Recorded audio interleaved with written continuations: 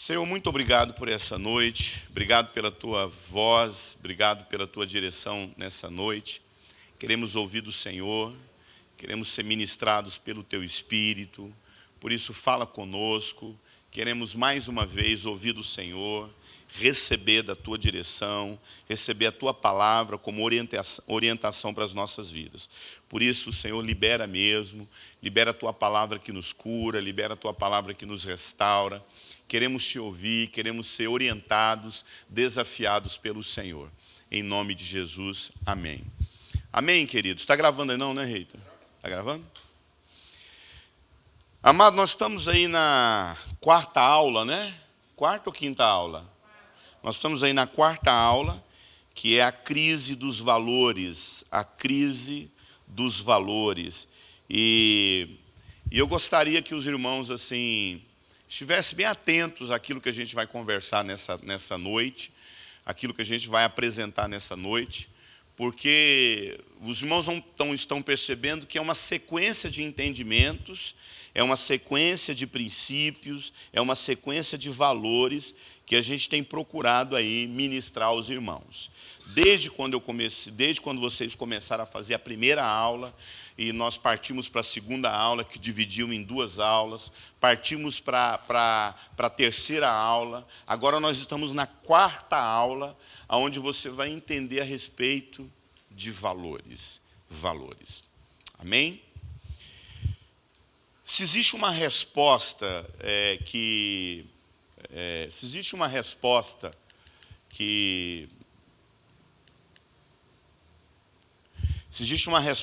que eu e você, assim, geralmente as pessoas sempre perguntam, diante de tudo aquilo que a gente tem conversado desde a primeira palestra, desde a primeira aula, as pessoas sempre me perguntam, principalmente quando eu vou nas igrejas e eu ministro em certos auditórios, em algumas turmas. A pergunta é como é que tudo aquilo começa, né? Como é que tudo aquilo começou, como é que toda aquela crise começou. Se eu pudesse trazer uma palavra, se eu pudesse resumir o que realmente tem acontecido com a nossa geração, eu falaria sem medo, sem sombra de dúvida, que o problema é a questão dos valores, né? A nossa dificuldade com a nossa família, a nossa dificuldade em sermos pais, em sermos mães, em sermos pessoas relevantes na sociedade, é a questão que eu tenho falado da crise dos valores. Nós vivemos hoje uma crise de valores. A crise que nós vivemos não é necessariamente uma crise econômica. Nós vivemos uma crise econômica, vivemos uma crise política. O Brasil tem vivido aí há muito tempo uma crise que acreditamos que a gente tem saído dessa crise, mas sejam crise financeira, crise na nossa saúde, crise no Brasil, crise em várias áreas da nossa vida. Essas crises, elas podem vir e elas vão, elas vêm e vão. Mas, queridos, o grande problema da nossa vida é aquilo que eu tenho chamado a crise dos valores. O grande problema que nós enfrentamos na nossa história, o grande problema que nós enfrentamos na maneira como a gente lida dentro da nossa casa, a maneira como a gente lida dentro das nossas igrejas, as crises que nós enfrentamos dentro das nossas igrejas, as crises que nós enfrentamos no nosso casamento, a crise que nós enfrentamos na vida. Se nós formos olhar mesmo para a raiz de tudo isso, a base, o problema fundamental dessas crises é aquilo que eu tenho chamado a crise dos valores. Porque quando a gente fala de valores, nós estamos falando diretamente daquilo que determina radicalmente as escolhas da nossa vida. E eu quero que nessa palestra você termine convicto do quanto você só age segundo os valores que você tem. Hoje eu estava conversando com a minha sogra, e ela pegou e falou de uma pessoa que se separou, E ela pegou e falou assim, pois é, ela disse assim que o grande problema que ela enfrenta na vida é que ela não queria poder tomar essa decisão de separar. Porque ela deseja isso, ela deseja que o casamento dela seja assim, ela deseja que a vida dela seja assim, mas agora ela acabou se separando. Aí eu falei, esse é o problema que as pessoas não entendem. Nós nunca seremos guiados pelos nossos desejos, amado. Querido, não é o seu desejo que determina as suas escolhas.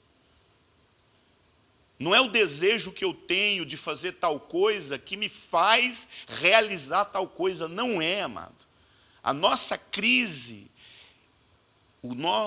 as escolhas que a gente toma na vida, elas são baseadas nos valores que nós possuímos. Se os nossos valores forem deformados, as nossas escolhas serão deformadas. As pessoas falam assim, mas eu não consigo entender. Você está dizendo que não é o desejo que faz com que a gente tome tal decisão? Não é, meu irmão. Eu acho que já conversei com vocês sobre isso em outra palestra, que você tem desejo de emagrecer. Quem tem desejo de emagrecer aqui? Quem tem desejo de emagrecer? Eu sou um. Eu preciso ter uma postura radical. Na verdade, no meu caso é pior, porque na verdade não é nem uma questão de... Eu nem gordo sou, né? É uma questão da gordura abdominal que é pior. Só que você reparou que sempre a gente fala assim, eu desejo muito emagrecer, mas... Pois bem, amado, é depois do mais que a gente realiza. Não é o desejo. O desejo é emagrecer. Mas o que vem depois do mais, que é o que a gente faz. E o que vem depois do mais é aquilo que a gente tem como crença e como valor. Porque as pessoas, quando a gente fala de valores, é importante a gente entender que as pessoas elas só vão acreditar em nós, as pessoas, todo mundo à nossa volta, os nossos parentes, os nossos amigos, os nossos colegas de trabalho, as pessoas que a gente fala, as pessoas que a gente vive, as pessoas só começam a acreditar em nós principalmente depois que elas sabem realmente quem nós somos. Você só começa a acreditar numa pessoa quando você conhece ela. Você acredita numa pessoa que você não conhece? Não tem como você vai acreditar numa pessoa que você nunca viu. Mas é importante você entender que as pessoas só nos conhecem realmente como nós somos quando elas acessam os nossos valores. As pessoas só nos conhecem como nós realmente somos a partir daquilo que elas sabem dos valores que nós possuímos. E hoje, como eu já disse, nós vivemos aí uma crise de valores, né? E quando a gente fala dessa crise de valores, me chama a atenção esse copo aqui, ó. O que tem dentro desse copo? E essa água é o quê? Um líquido. Você sabia que nós vivemos hoje aquilo que nós temos chamado de valores líquidos? O que seria um valor líquido? Essa água, se ela é colocada dentro de um copo, ela vai assumir qual forma? De um copo. Se eu coloco essa água dentro de uma jarra, ela vai assumir qual forma? A água. Se eu colocar essa água dentro de um tubo, qual forma que ela vai se adaptar? Qual forma que ela vai adquirir? Ela tem cheiro? Ela tem gosto? Água tem cheiro? Água tem gosto? Água tem cor? Água tem forma? Não, amado. Quando a gente fala de geração líquida, nós estamos falando justamente de uma geração que ela não tem forma. Você é a pessoa...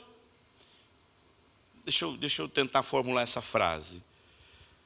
Você é a pessoa que... Você se encaixa, você toma a forma do meio que você está. Você é a forma que te coloca. Então, se te colocaram dentro de uma jarra, você tem forma de quê? Se colocaram dentro de um copo, você vai assumir qual forma? Isso significa, amado, que tudo é relativo. Quando a gente não tem valores definidos, amado, a gente acaba assumindo a forma que as pessoas querem que a gente tenha. Se você está num grupo, você é uma pessoa. Se você está num grupo que todo mundo tem forma de copo, você tem forma de copo. Se você está num grupo que todo mundo tem forma de jarra, você tem forma de jarra. Porque quando a gente fala de uma geração líquida, nós estamos falando de uma geração sem definição, sem cor, sem cheiro.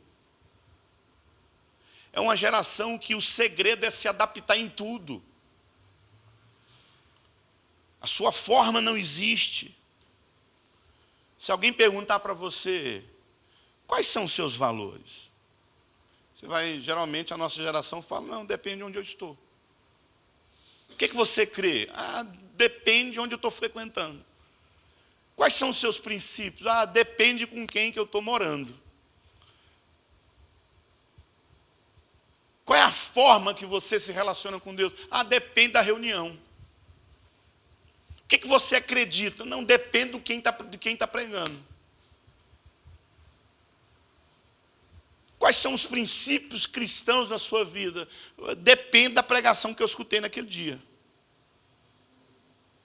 Amado, quando a gente não tem valores e princípios definidos, qualquer pregação serve, qualquer igreja serve, qualquer amigo serve, qualquer mulher serve, qualquer marido serve, qualquer amigo serve, porque você não tem definições.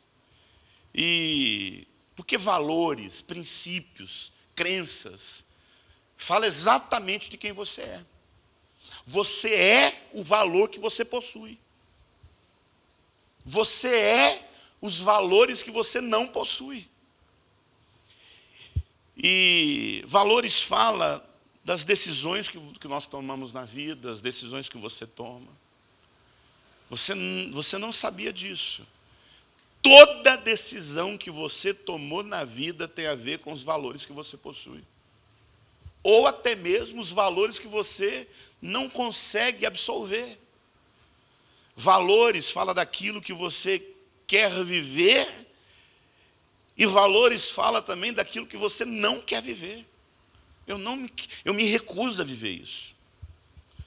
Eu me recuso a ter essa postura. Não, está todo mundo aqui, existe uma multidão gritando isso. Vamos tomar, por exemplo, olho por olho, dente por dente.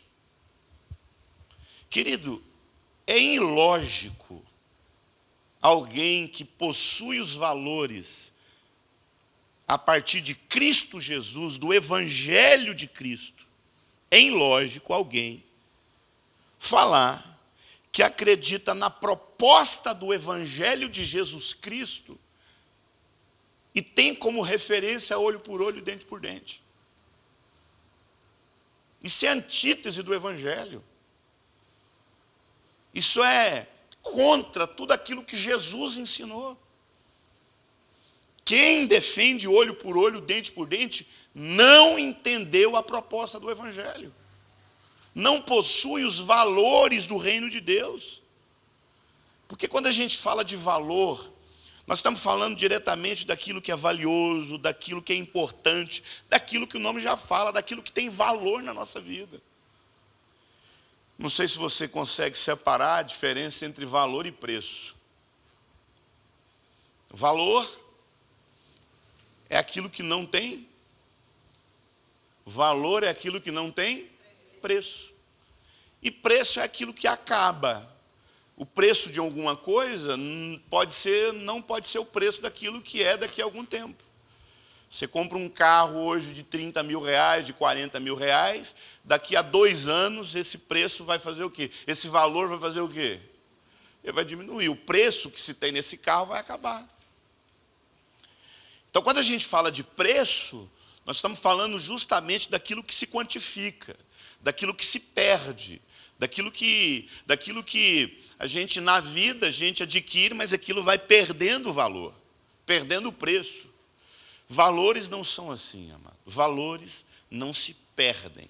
O que é valor na sua vida, vai ser valor no seu filho, vai ser valor nos seus netos, vai ser valor na sua história.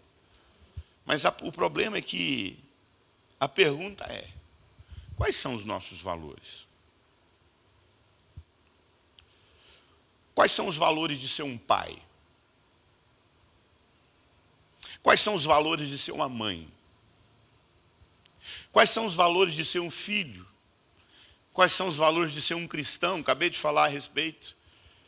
Você olha para certas coisas no Velho Testamento e toma por referência aquilo fora da ótica de Cristo. Eu não tenho nenhuma crise com o Velho Testamento, absolutamente nenhuma crise. Porque tudo no Velho Testamento que não pode ser lido a partir de Jesus Cristo, para mim não vale. É um texto que valeu.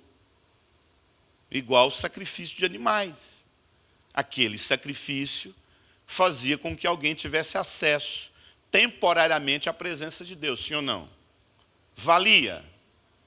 Valia naquela época? Hoje não vale mais. Tinha um peso naquela época? Tinha.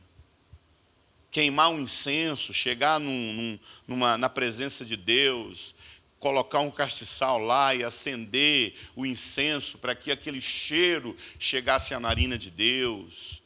Trazer um cordeiro, imolar aquele cordeiro. Se você fosse classe média, um cordeiro. Se você fosse rico, um novilho. Se você fosse pobre, um pombozinho. Pelo menos um ovo você ia dar conta de pôr ele para chocar, para virar um pombo, e aquilo você levar lá e sacrificar a Deus. Isso tinha um preço naquela época, mas hoje não tem absolutamente nenhum valor isso mais. Mas interessante que no Velho Testamento, na Antiga Aliança, você vai perceber muitos valores, e que são, até hoje, existentes. Mas existem coisas que eram práticas na Velha Aliança que não têm absolutamente nenhum valor nos dias de hoje.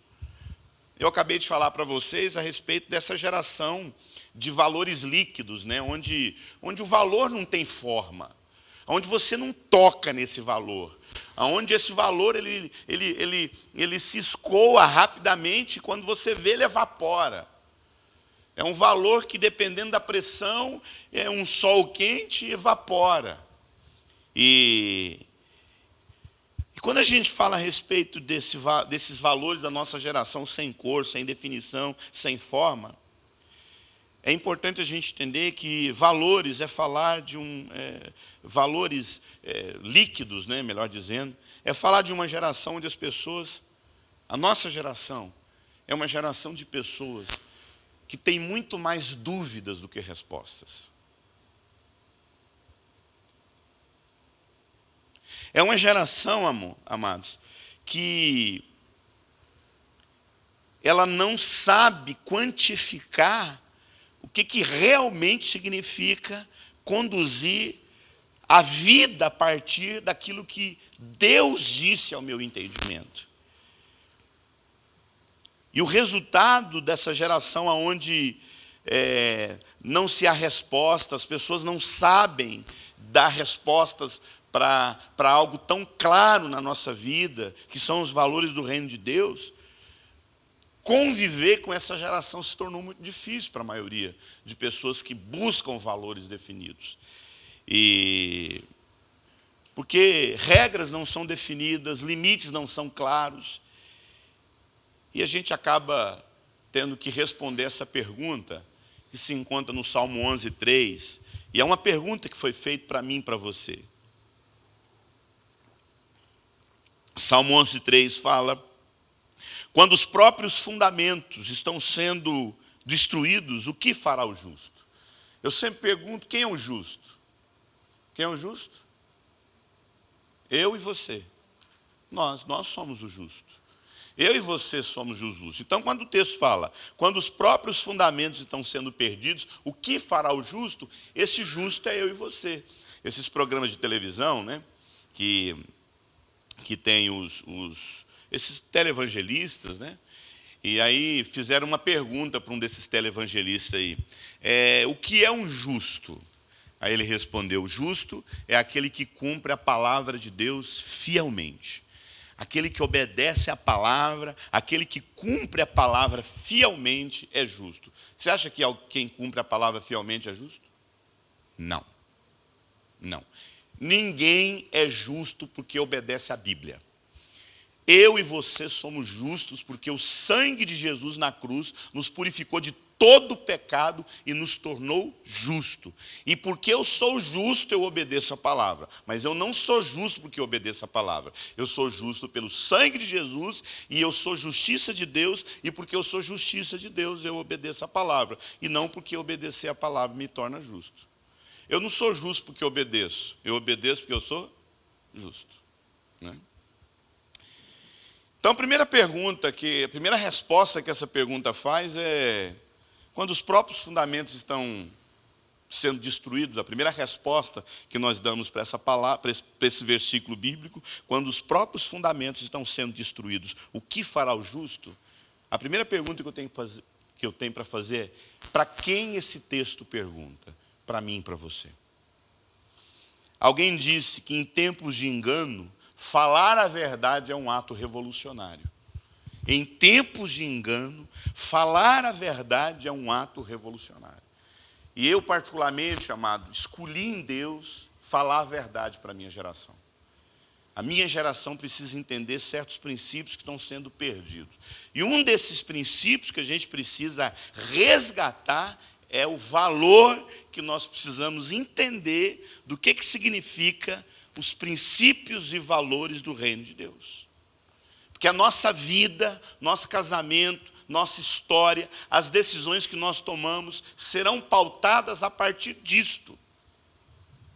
Acho interessante esse versículo aí de Mateus 7:23, que diz o seguinte: aquele que ouve as minhas palavras, Mateus 7:23 diz, aquele que ouve as minhas palavras e não as cumpre, eu comparo esse homem a um homem insensato, que edificou a sua casa sobre areia.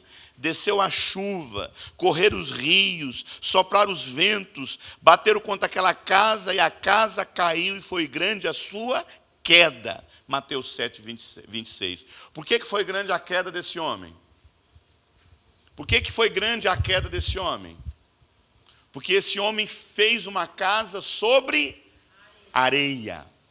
Escute, meu irmão. Escute o que eu tenho para falar para você. Muitas das vezes a gente acha que o problema dessa casa aqui foi porque o cara enfrentou uma chuva na vida dele. E quando a gente olha para esse texto, a gente percebe que o que derrubou essa casa não foi a chuva. O que derrubou essa casa não foi o vento. O que derrubou essa casa não foi a areia, não foi a tempestade, não foi o vento, não foram os rios e nem mesmo a chuva. O que derrubou essa casa foi o fato dela não ter uma estrutura de alicerce que suportaria a pressão que aquela casa ia sofrer.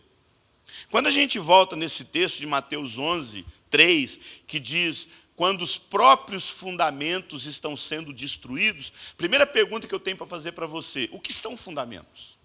O que é fundamento, amado?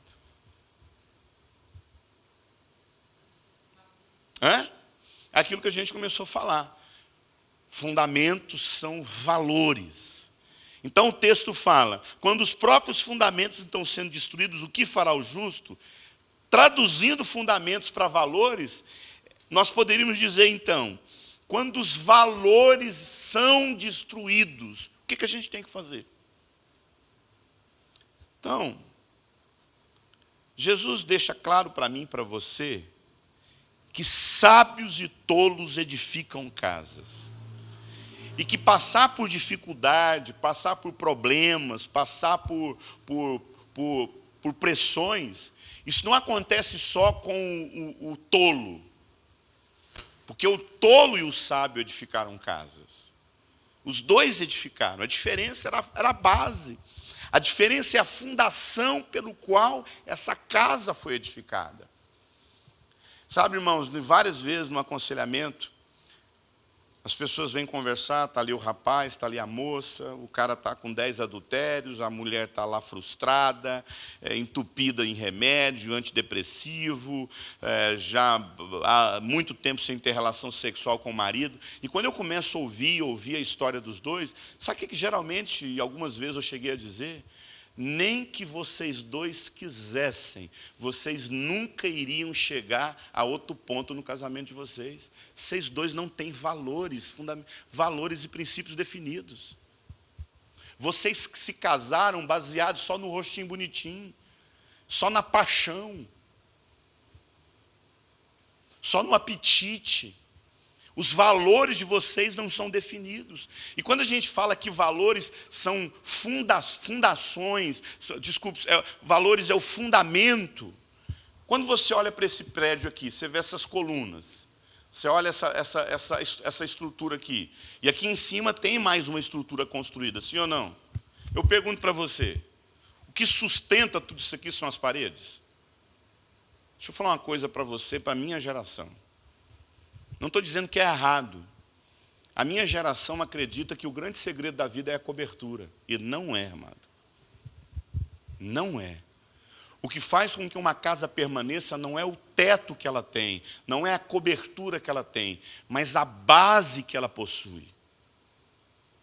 A cobertura é importante numa casa? Nos livra de tempestades, de vento, nos livra do vento que possa produzir frio, dos insetos, até de ladrões. Pode, realmente, aquilo nos protege, nos deixa mais confortável, a gente fica mais confortável. Mas entenda, amado, você pode ter a melhor cobertura sobre uma casa, se o alicerce foi mal lançado, não adianta. Quando você olha para a tragédia que aconteceu em Brumadinho, nesse ano de 2019. Quando você olha para aquela tragédia que aconteceu ali em Brumadinho, Minas Gerais. O problema foi os rejeitos de minério, que eram muitos e a estrutura não suportou. O problema era os rejeitos de minério? Não, o problema estava onde, amado? Na estrutura, na fundação. A fundação e a estrutura foi mal elaborada. A estrutura foi mal lançada. Eles não se preocuparam em fazer uma estrutura que suportasse o que toda aquela pressão iria produzir. Não existe algo que pressiona mais a nossa vida do que a vida de casado, do que o casamento, do que os filhos, do que a família. E muitas vezes e casamento é uma construção, vocês concordam comigo? Nós estamos em construção. A vida é uma construção. A vida é uma construção. A verdadeira obra de Deus, como diz o pastor Cote fala, a verdadeira obra de Deus não é o que a gente está fazendo. A verdadeira obra de Deus é o que Deus está fazendo em nós. Eu sou a obra de Deus. Nós estamos no ano de 2019. Eu me mudei para Goiânia no ano de 2012. Eu acho que talvez alguém até lembra quando eu cheguei aqui, há quase 6 anos atrás. Eu preguei nessa igreja logo quando eu cheguei aqui. E eu vim todo animado, eu vou fazer tal coisa, nós vamos realizar tal coisa, vamos abrir um projeto tal, eu calculei na minha cabeça, Deus, o Senhor me mandou para Goiânia, então isso significa que eu vou reproduzir em Goiânia tudo que eu vivi lá em Curitiba. Lá em Curitiba foi maravilhoso, o ministério bombou, em menos de 4 anos, a gente já estava com um ministério forte, com muitos obreiros. Eu vou viver tudo isso de novo lá em Goiânia. Passou ano, passou 2 anos, passou 3 anos, só problema. Eu nunca vivi um tempo onde tudo que eu fiz não funciona. Nada deu certo. Ministerialmente, essas nossas viagens, o ministério que a gente tem consolidado no Brasil, isso aí, graças a Deus, é a palavra de Deus que é eficaz, mas havia algo novo que eu queria fazer em Deus. Além das minhas viagens, além dos meus seminários, além das palestras que eu já dou no Brasil, além das pessoas que eu sei que Deus usa o nosso ministério para alcançar em todas as igrejas do Brasil. A gente tem viajado aí de ponta a ponta no Brasil, que se eu não tiver disciplina, meu irmão, eu viajo toda semana, todo dia. Eu nem fico em casa. Mas graças a Deus que Deus me deu uma esposa para falar. Sem essa, meu esposo, é aqui em casa que você tem que ficar. Viaja tal dia. Minha agenda passa pelo crivo da minha esposa, viu? Não, essa semana aqui você não vai viajar, não. Não, essa semana aqui você vai ficar em casa. Porque se deixasse por conta de mim, eu estava pregando todo dia fora. E esse ministério, graças a Deus, a gente já está aí, tem uma consolidação aí já há muito tempo. Mas eu sempre sonhei em ter uma clínica, um espaço, um lugar onde as pessoas pudessem vir, serem acompanhadas, serem trabalhadas, serem ministradas, serem orientadas, restauradas, curadas e colocadas naquele lugar que Deus deseja para a vida delas. Amado, isso é bênção? Você acha que é errado fazer isso? Não é, meu irmão. E eu pensei que agora chegou a hora, agora que eu já fiquei muito tempo trabalhando em Curitiba, agora vamos implantar esse projeto aqui.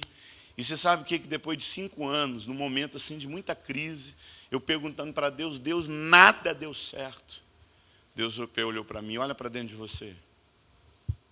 Olha para os seus valores. Olha para as suas convicções. Olha para aquilo que você acredita em mim. Está fraco ou está mais forte? Eu falei, Deus, está mais forte. Eu aprendi a depender mais do Senhor.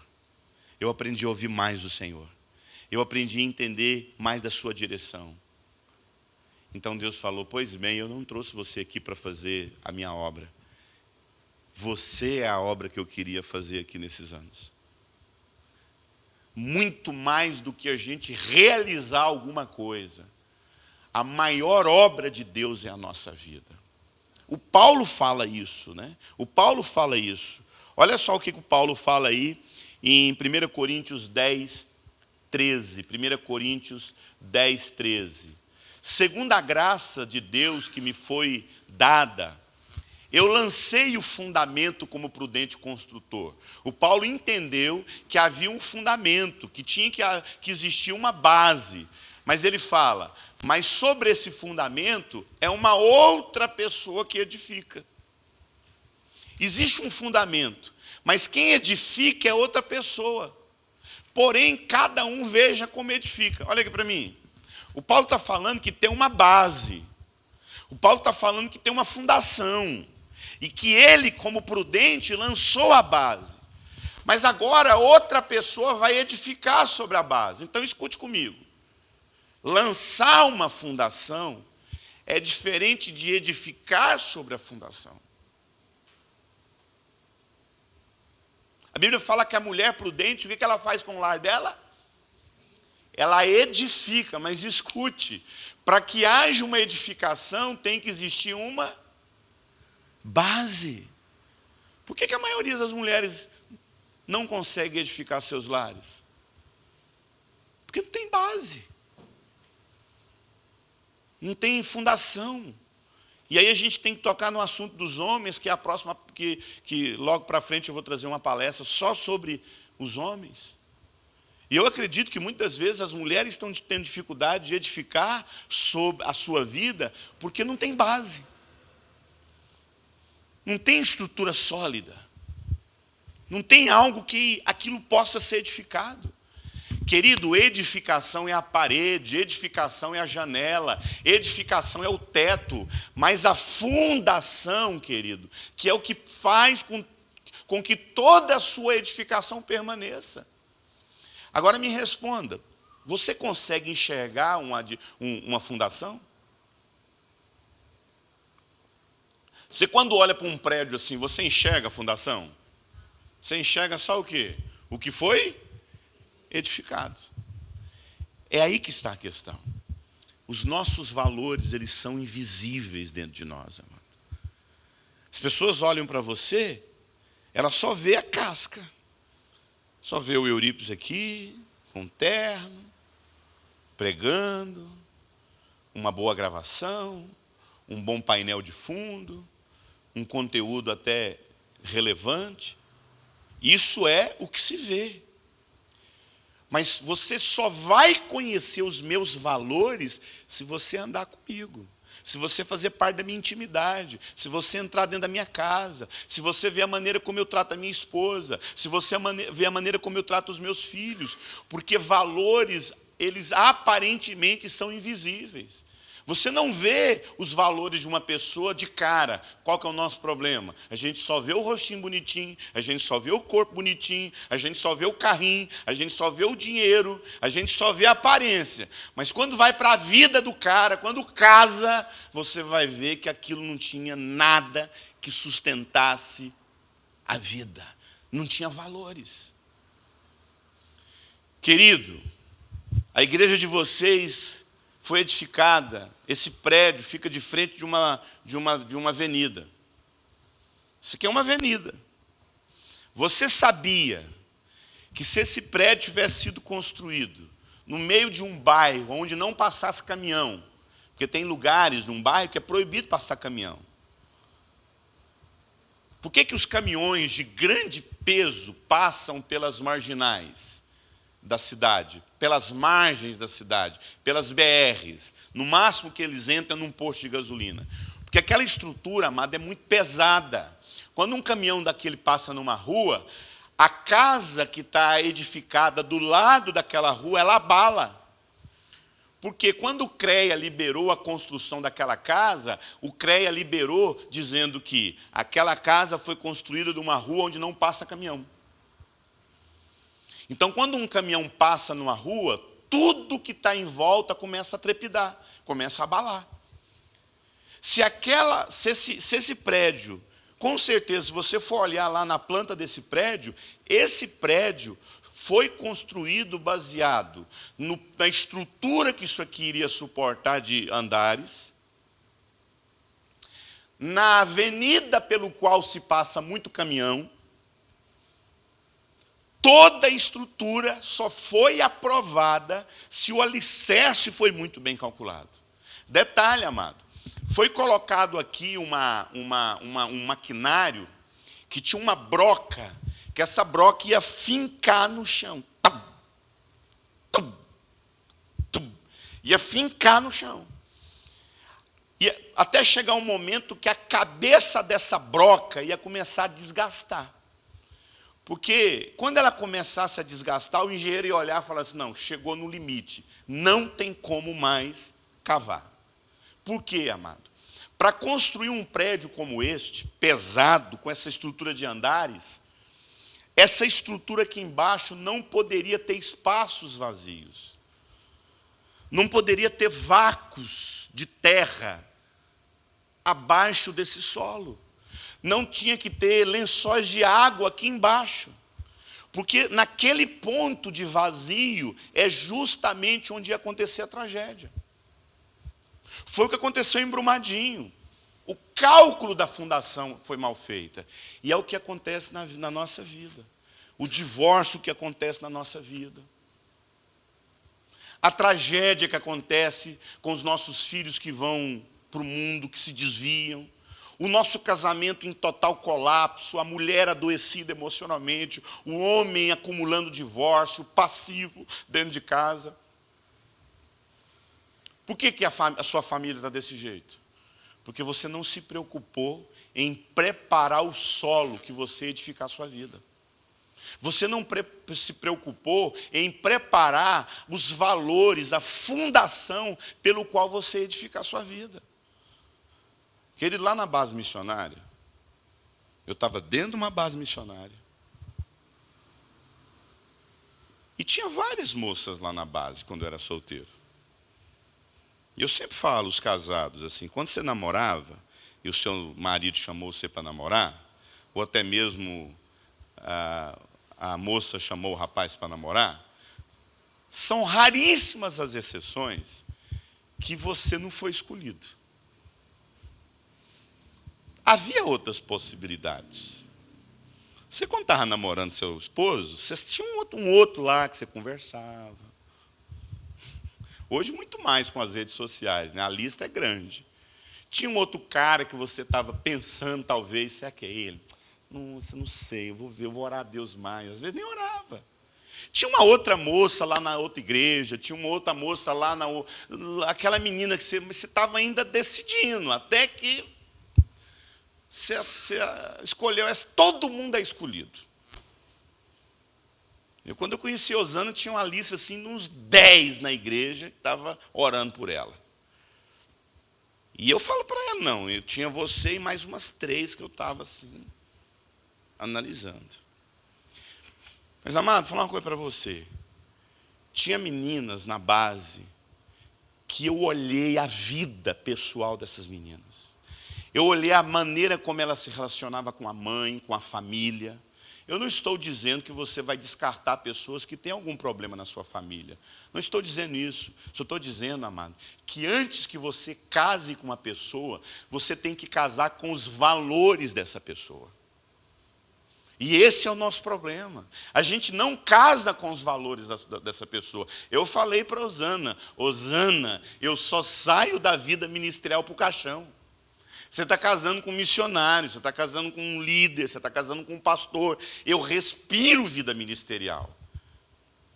Não há possibilidade de eu abrir agência de publicidade. Eu sou designer gráfico, eu sou publicitário. Não há possibilidade de eu posso fazer isso como estratégia de alguma coisa que eu quero em Deus realizar, em algum projeto, em algum ministério. Mas eu falando a partir de hoje, estou voltando para a vida secular. Eu vou, se bem que esse nome secular também é meio...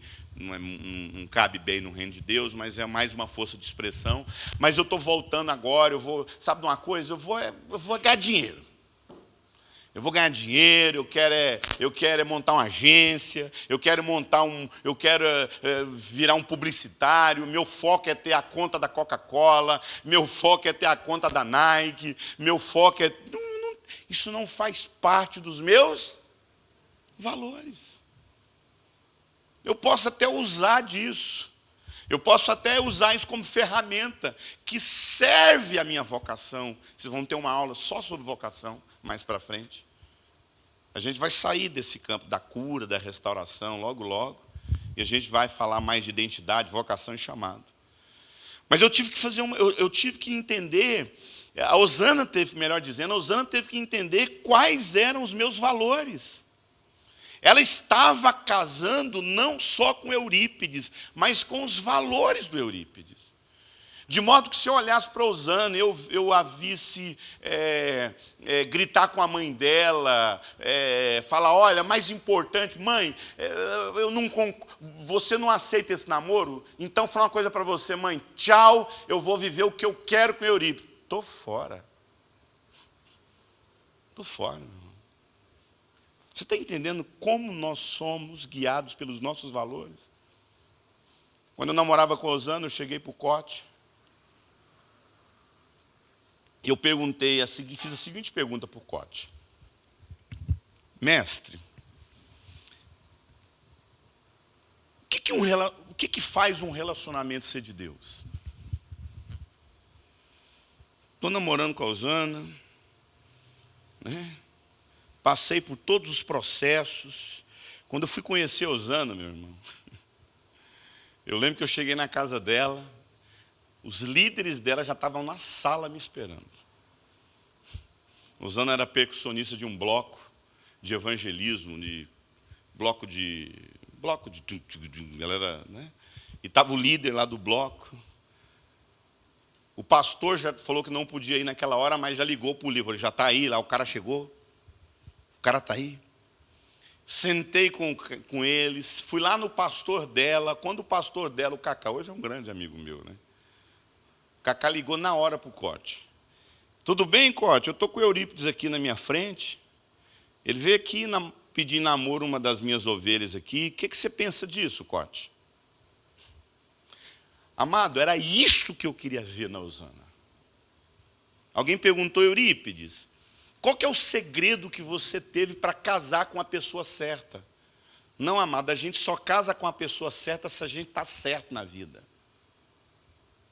A gente só casa com a pessoa que tem valores se os nossos valores estão alinhados na vida.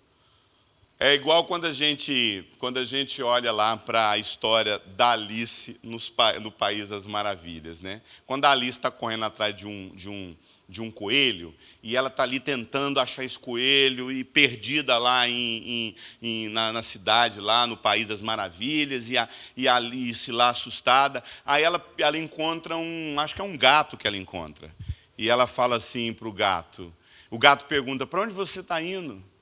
Ela falou assim, eu não sei para onde eu estou indo. Onde você quer chegar? Ela falou assim, não sei onde eu quero chegar, eu estou perdida. Aí o gato falou assim, para quem está perdido, qualquer lugar, qualquer caminho serve para andar. Amado, quando a gente não tem valores definidos, qualquer pessoa serve para casar, qualquer igreja serve para frequentar, qualquer pastor serve para escutar. Querido, por outro lado, não é fácil você ter valores definidos. Você se torna uma pessoa até difícil de ouvir certas coisas. Por que nós somos uma geração que a gente frequenta qualquer lugar, escuta um monte de gente, você vai de uma pessoa a outra assim na semana, de uma forma, de uma facilidade enorme, porque seus valores não são definidos. Os valores não são definidos. Quando os valores são muito bem definidos, a gente sabe o que a gente está querendo da vida. E a questão, amado, é a pressão. Como a gente fala de fundamentos, nós estamos falando de pressão. A pressão que está sofrendo. Tem um amigo meu, que quando ele meteu os pés pela cabeça, quando ele fez tudo errado, ele chegou para mim assim, mas Eurípides, você não tem noção da pressão que eu sofri financeiramente.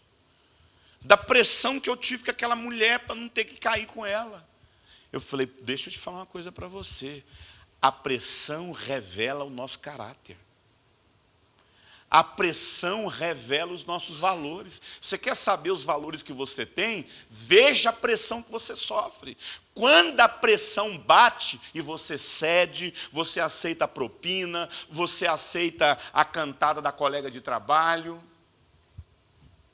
você aceita a pressão do colega de trabalho, você, quando se vê, está envolvido num adultério. Amado, a pressão revela caráter, a pressão revela valor. Então, quando você olha para uma casa, eu lembro quando eu fui pregar numa cidade, lá, a terra do Enxoval, lá em Ibitinga, e aí lá em Ibitinga eu fui na casa de um grande amigo meu, que é o pastor Péricles, e inclusive recentemente ele foi num seminário meu lá em São Paulo, e ele falou que ele ganhou na justiça, e a justiça pagou para ele uma casa nova. Porque a casa que construiu, a construtora que construiu a casa do Péricles, fez um cálculo errado da fundação. E aí, amado, começou a ter rachaduras na casa. Por quê? Porque a pressão da casa e os impactos dos carros que passavam na rua, a casa começou a ficar comprometida. E aí ele acionou a justiça e a empresa teve que dar uma outra casa, construir uma outra casa, porque o cálculo foi mal lançado, foi mal feito a respeito da fundação. E é isso que acontece na nossa vida, mano. A gente encontra uma pessoa, a gente não se preocupa. A gente só está preocupado com o visível, só com aquilo que está sendo edificado. A gente não está preocupado com os valores. A gente não está preocupado com a fundação. Deixa eu falar uma coisa para você. Quem trai no namoro, trai casado. Quem bate no namoro, bate no casamento.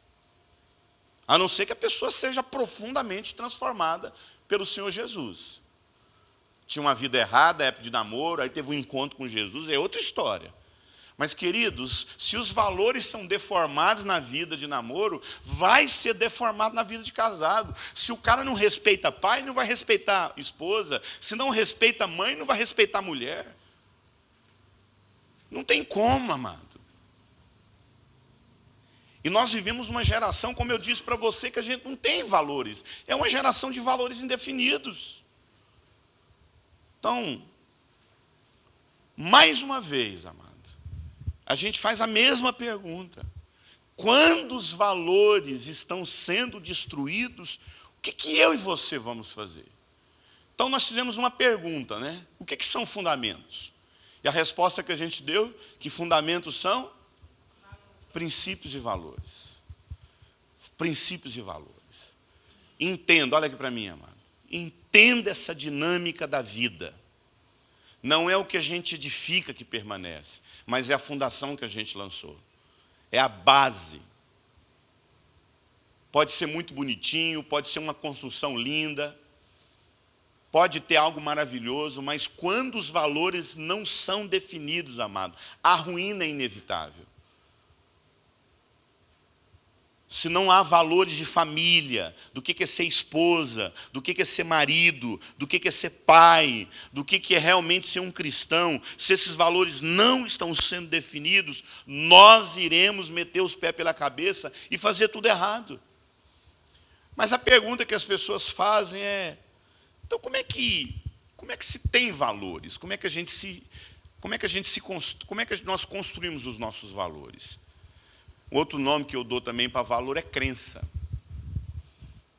Eu acho que tem explicações diferentes para crenças e valores, mas não há problema em você falar que crenças e valores, princípios, crenças e valores são praticamente quase a mesma coisa, né? Vai ter uma diferença. A gente poderia apresentar um estudo separando crença, princípios de valores. Mas, basicamente, crenças, princípios e valores, eu quero colocar isso como sendo uma palavra só: crenças. Você é guiado pela sua crença. Você é guiado pelos seus valores. Você é guiado pelos seus princípios. Mas como é que isso acontece na nossa vida? Como é que se adquire princípios? Como é que eu adquiro princípios e valores na minha vida? Primeira coisa que você precisa entender, que todos nós temos uma coisa chamada experiência. Todos nós vivemos experiências. E eu pergunto para você, qual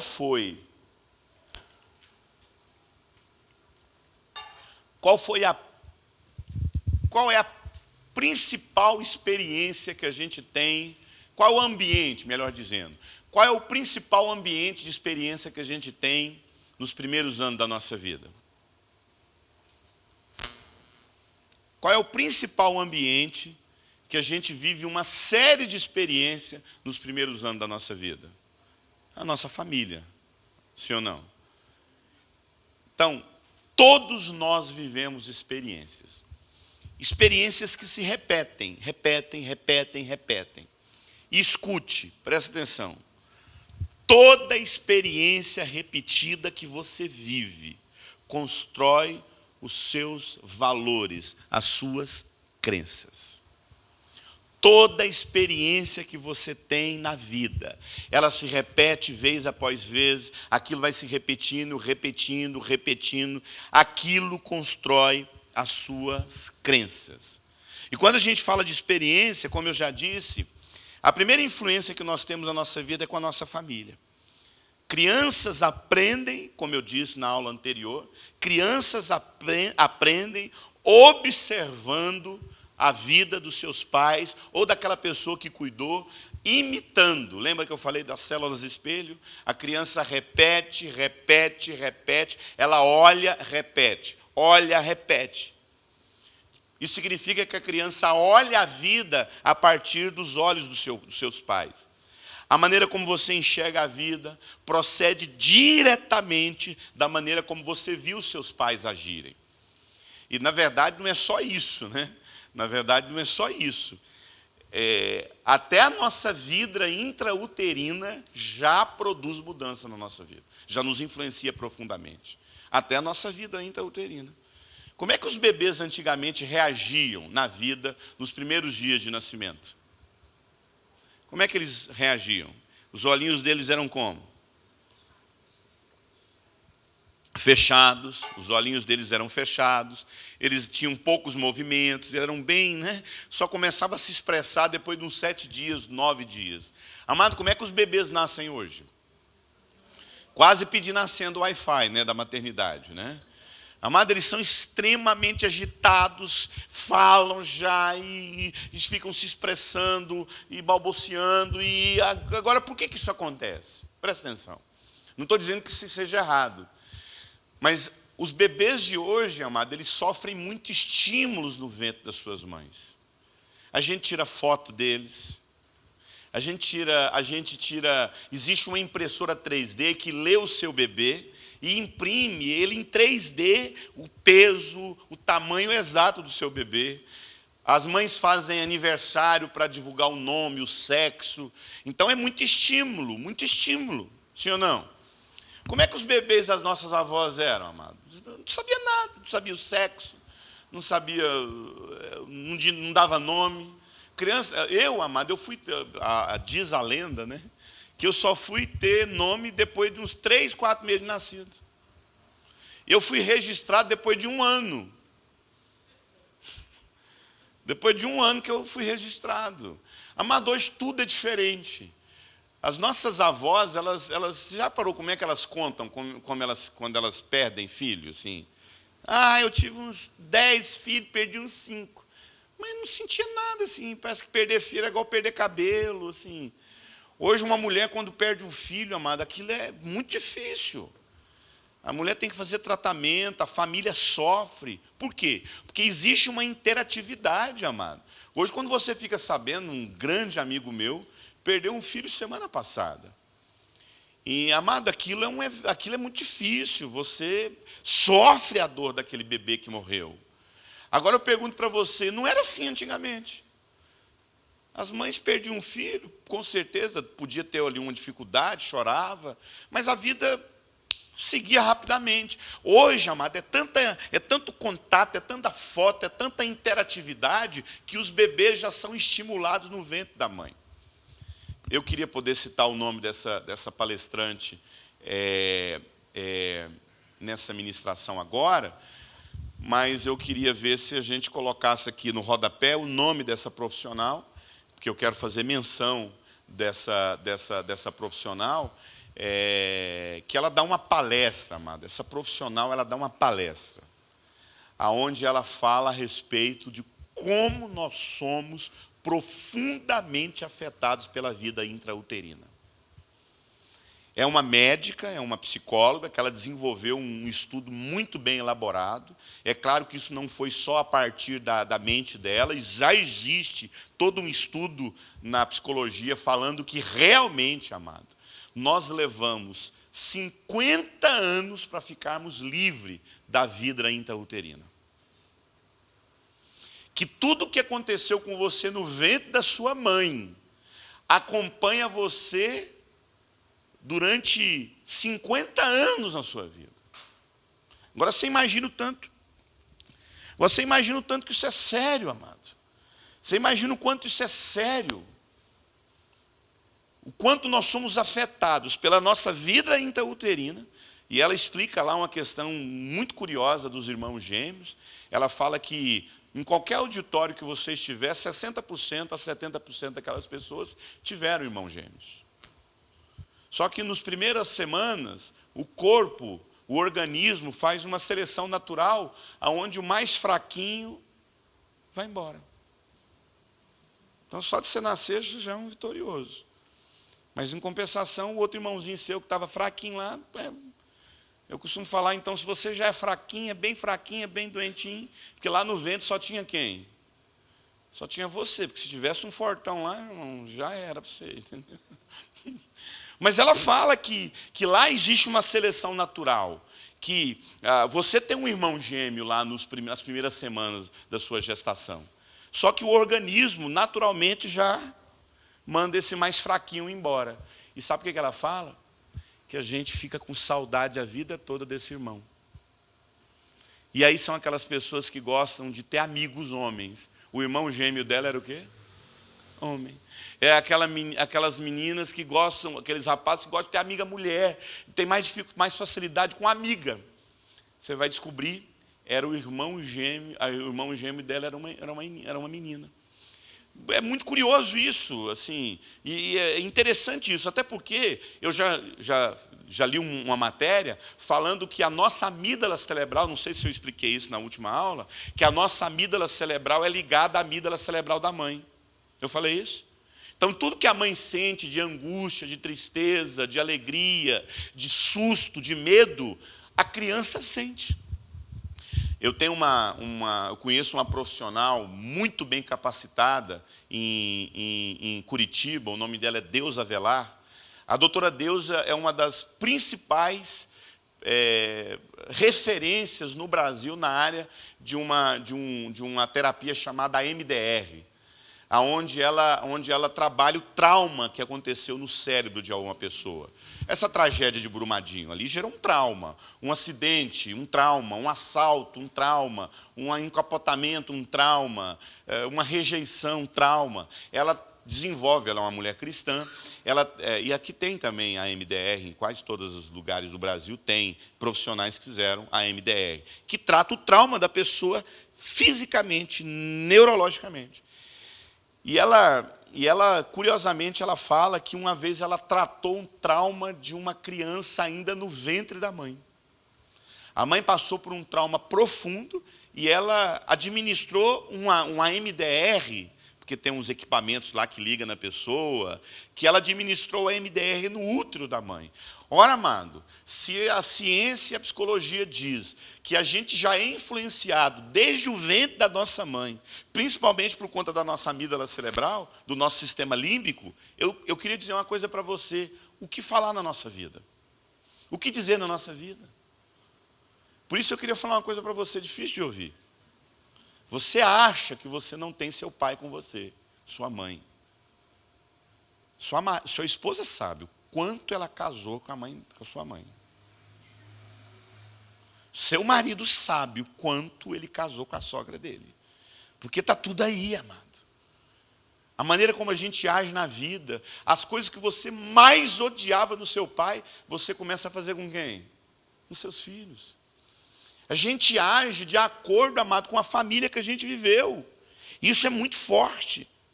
Toda a nossa capacidade de assimilar a vida foi adquirida na maneira como nós lidávamos com os nossos pais. Todo o nosso comportamento desejável ou indesejável não veio do nada, foi causado. Essa mania que você tem, essas manias adoecidas que você tem, essas neuras que você possui, essas esquisitices da sua vida, você não sabia disso, não. É seu papai, sua mamãe, ou a pessoa que cuidou de você, está aí vivendo dentro de você. Então, quando a gente fala a respeito de crenças, de valores, toda experiência repetida, aquilo vai repetindo. Eu quero dizer que 80% de tudo que você acredita hoje já existia em você com 6 anos de idade. Eu vou repetir isso. Tudo que você acredita hoje já existia em você desde quando você tinha 6 anos de idade.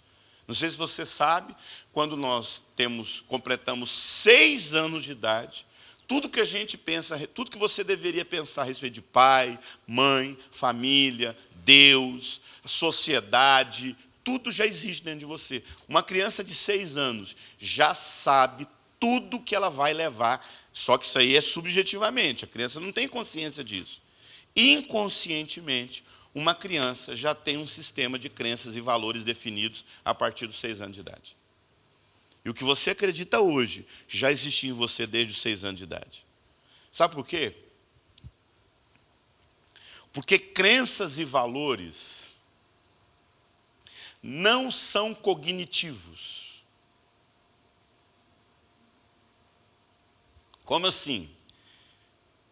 Você não nasce com as suas crenças.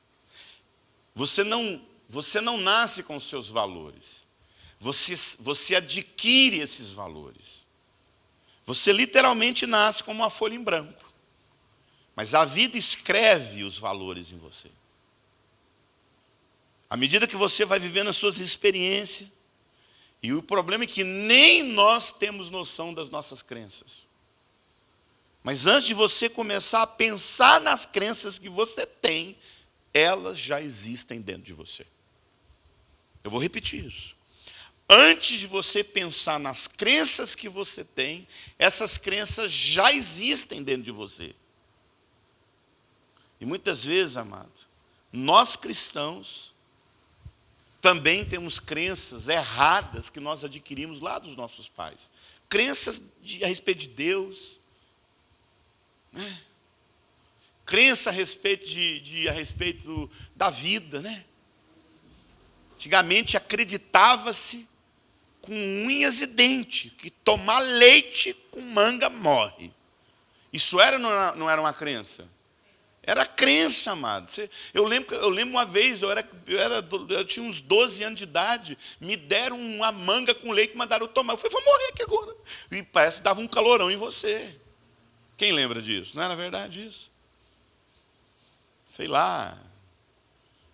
Apontar o dedo na estrela. Quem tinha coragem de contar estrela à noite? Quem tinha coragem aqui? Hã? Quem tinha coragem de contar estrela? Porque nascia o quê? Verruga. Hã? Virar o olho. Lembra aquela brincadeira quando a gente vira o olho assim, fica aquela carninha do olho. Se o galo cantar, fica assim pelo resto da vida. Quem lembra dessas crenças? E aí, amado, eu poderia aqui dar espaço para você falar, se nos permitisse a gravação, de quantas crenças que a gente vai adquirindo. E aquilo passa a ser uma verdade, amado. Eu vou falar uma coisa aqui com muito cuidado, para não ofender os angolanos, mas eu fui para a África, né? E Angola viveu 30 anos de guerra. 30 anos de guerra. E você nem queira saber como 30 anos de guerra afetam um ser humano. Mas 30 anos de guerra é uma vida. Você nasce, é criança, é adolescente, é jovem e entra na vida adulta na guerra. Então, quando se tem guerra, escute, quando você tem uma casa, uma residência, e você sabe que você está mergulhado numa guerra civil, você vai reformar a sua casa? Hã? Você vai fazer um jardim na sua casa? Por que você não faz isso?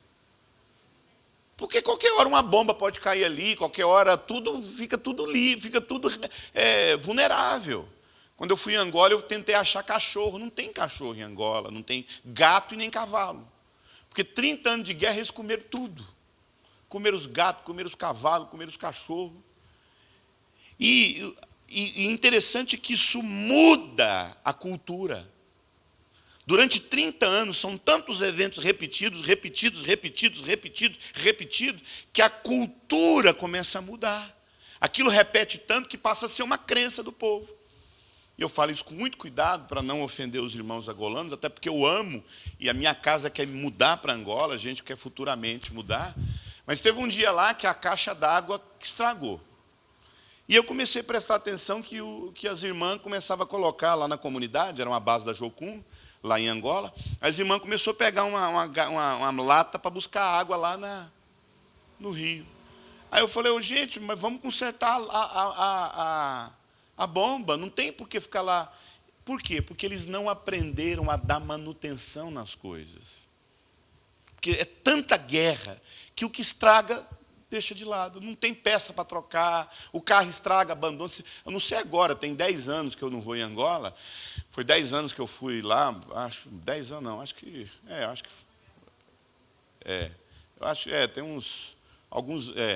tem alguns quase 10 anos que eu estive lá. Amado, o pessoal estraga o carro, deixa lá.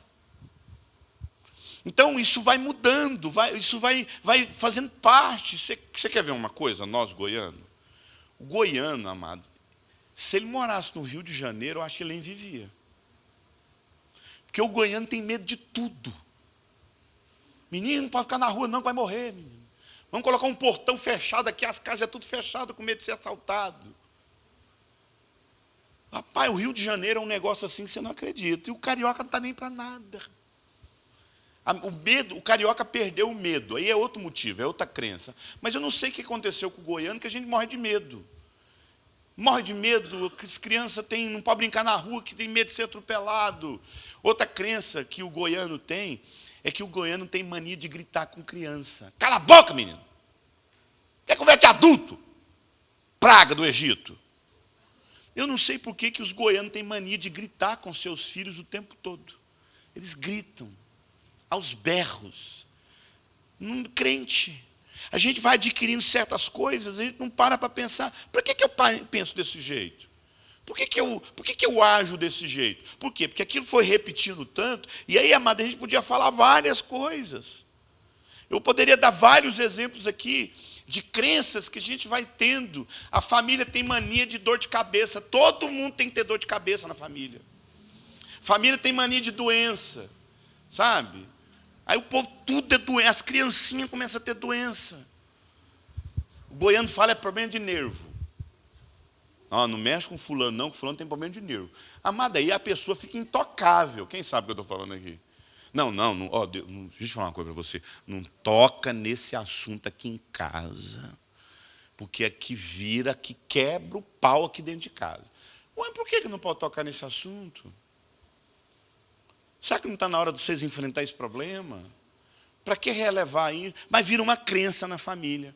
Famílias têm suas crenças. Eurípides, eu ainda não entendi bem. Deixa eu dar mais uma ilustração. Você é uma moça que nasceu numa casa onde cada um cuida de sua cama. Cada um cuida da sua comida. Porque todo mundo trabalha, o pai trabalha, a mãe trabalha. Você já nasceu numa família onde todo mundo levanta 8 horas da manhã, 7 horas da manhã, 4 horas da manhã vai trabalhar.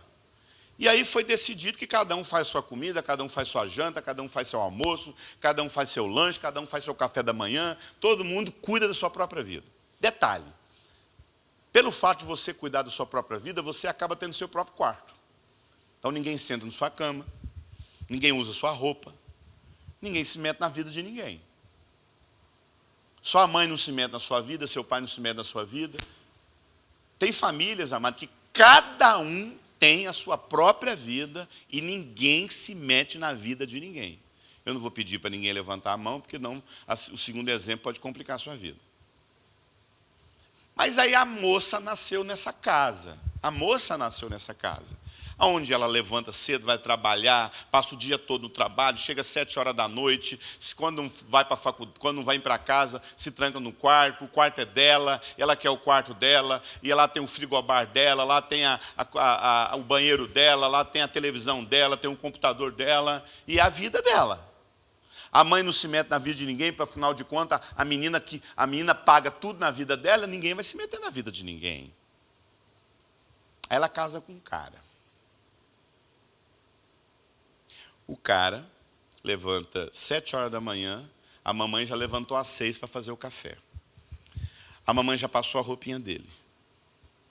A mamãe já colocou o cafezinho para ele. Ele comeu, porque na casa quem é responsável por tudo é a mamãe. A mamãe limpa, e a mamãe é feliz assim. A mamãe, se tirar isso dela, ela é em depressão. Ela gosta de levantar de manhã cedo, ela faz o café da manhã, ela bota o filho para... A roupa do filho já está lá na cabeceira da cama, o rapaz levanta, ela estica o lençol, joga água naquela casa inteira, todo dia ela joga água. Época de poeira nem se fala. E joga água na casa toda, e a casa é limpinha, porque ela não suporta a sujeira na casa. É aquela mãe que quando o filho chega no final do dia com o pé sujo, ela grita: "Você está doido? Eu acabei de limpar essa casa, eu odeio quando você suja essa casa. Me dá esse sapato aí, tira esse sapato." Ela vai lá, só que ela ama fazer isso. Se ela ficar sem isso, ela entra em depressão. Aí quando o cara chega do trabalho, a janta está feita. Detalhe, ele voltou do trabalho, almoçou, que a mãe falou: não vai gastar dinheiro com comida aí não. Você vem comer aqui em casa. Deixa eu te falar uma coisa. Tá para nascer o dia que filho meu come na rua. Come dentro da minha casa. É aquela casa onde você chega, tem uma vasilha cheia de pão de queijo, com a garrafa de café coada, 3 vezes no dia ela coa café. A casinha está ali. Quem já viu família assim? Quem já viu? Quem tem família assim? Essa segunda aqui eu pergunto, que a primeira você entrega. Pode deixar a pessoa numa situação chata. Aí, esses dois começam a namorar. Agora eu te pergunto, o que domina o namoro? Desejo ou crença? O que domina o namoro? Desejo ou crença? Desejo. Eu desejo te amar, eu desejo viver com você, eu desejo fazer você a mulher mais linda, eu desejo fazer você o cara mais lindo. Essa menina que foi criada numa casa onde cada um está no seu quadrado, olha para o cara e fala para ele que ela vai cuidar dele. Eu vou cuidar de você, eu vou fazer tudo para você. Aí ele fala: pois é, minha mãe cozinha, minha mãe faz isso. Eu vou aprender com ela. Aí ela vai lá, ela quer ser igual a mãe, porque ela está apaixonada pelo cara. Aí ela fala assim, mas se bem que eu tenho dificuldade, eu nunca aprendi. Não, você não aprendeu comigo, mas eu te amo tanto. Eu aceito você do jeito que você é. Deixa eu fazer uma pergunta para você. Tudo é perfeito. Ela deseja cuidar dele, ela deseja fazer comida para ele, ela deseja arrumar a casa para ele, ela deseja dar tudo que ele tem com a mamãezinha dele, porque os dois estão apaixonados. Ele olha para ela, sabe que ela não sabe cozinhar, sabe que ela não sabe arrumar a casa, sabe que ela passou a vida toda trabalhando fora. Mas ele vai falar, não, mas eu vou ajudar ela, ela vai fazer tudo isso. E mesmo que ela não faça, o que acontece? Não tem importância. Então, eu amo tanto ela. Tudo é perfeito. Por que é perfeito? Porque é teoria, não é prática. E o que forma a crença é prática, não é a teoria. Aí os dois casam. Agora eles vão sair do ideal da teoria e vão para onde? Para a prática, para a realidade. E você acha que esse cidadão, que teve tudo pela mamãezinha dele, não está errado. Ela também é a família dela. Lá é assim que funciona. Se um começar a se meter na vida do outro, vai dar problema. Naquela outra casa ali, cada um cuida da vida do outro. A mãe sabe tudo da vida do cara. Aí esses dois casam. E aí ele levanta de manhã cedo para trabalhar. Vieram da lua de mel. Quando ele levanta 7 horas para trabalhar, ele olha para a irmã, o que a irmã está fazendo? Dormindo. Porque agora ela não precisa trabalhar mais. Fala, eu trabalhei tanto que agora eu vou descansar.